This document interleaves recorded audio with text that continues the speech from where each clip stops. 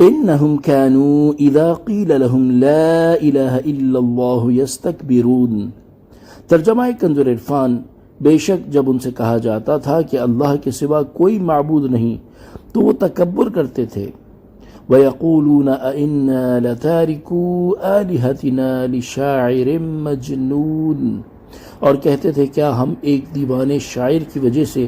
اپنے معبودوں کو چھوڑ دیں۔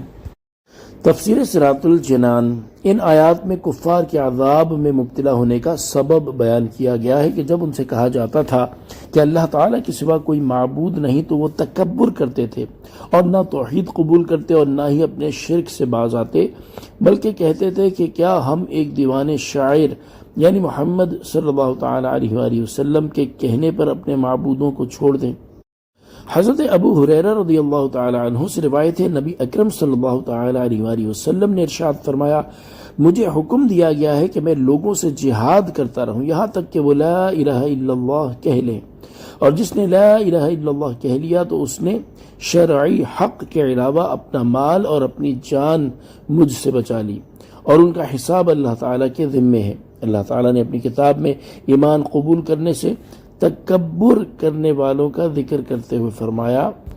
انہم کانوا اذا قیل لهم لا الہ الا اللہ یستکبرون، اور جبکہ مسلمانوں کے بارے میں اسی کلمہ طیبہ کے حوالے سے فرمایا۔ ترجمہ کنز العرفان، اے حبیب یاد کریں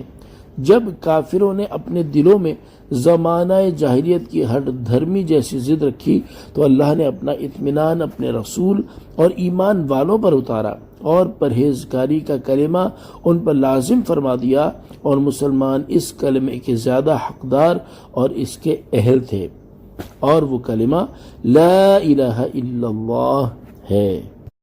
بل جاء بالحق وصدق المرسلین، ترجمہ کنز العرفان، بلکہ وہ تو حق لائے ہیں اور انہوں نے رسولوں کی تصدیق فرمائی ہے۔ تفسیر صراط الجنان، اس آیت میں اللہ تعالیٰ نے کفار کی بات کا رد کرتے ہوئے ارشاد فرمایا کہ یہ نبی دیوانے اور شاعر نہیں بلکہ وہ تو حق لائے ہیں، اور انہوں نے دین، توحید اور شرک کی نفی میں اپنے سے پہلے رسولوں علیہم السلام کی تصدیق فرمائی ہے۔ انکم لذائق العذاب العلیم، بے شک تم ضرور دردناک عذاب چکھنے والے ہو۔ وما تجزون الا ما کنتم تعملون، تو تمہیں تمہارے اعمال ہی کا بدلہ دیا جائے گا۔ الا عباد اللہ المخلصین، مگر جو اللہ کے چنے ہوئے بندے ہیں۔ تفسیر صراط الجنان، ان آیات کا خلاصہ یہ ہے کہ جن کافروں نے تاجدار رسالت صلی اللہ تعالی علیہ وآلہ وسلم کی طرف شاعری اور جنون کی نسبت کی، ان سے فرمایا گیا کہ بے شک تم ضرور آخرت میں دردناک عذاب چکھنے والے ہو، اور تم جو دنیا میں شرک اور تکذیب کر آئے ہو تمہیں اسی کا بدلہ دیا جائے گا۔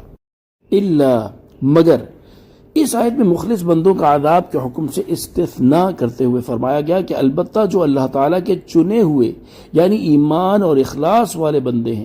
وہ دردناک عذاب نہیں چکھیں گے، اور ان کے حساب میں سوال و کلام نہ ہوگا، بلکہ اگر ان سے کوئی خطا سرزد ہوئی ہوگی تو اس سے درگزر کر دیا جائے گا، اور انہیں ایک نیکی کا بدلہ 10 سے لے کر 700 گنا یا اس سے جتنا زیادہ اللہ تعالیٰ چاہے دیا جائے گا۔ صلو علی الحبیب صلی اللہ تعالی علی محمد صلی اللہ تعالی علیہ وآلہ وسلم۔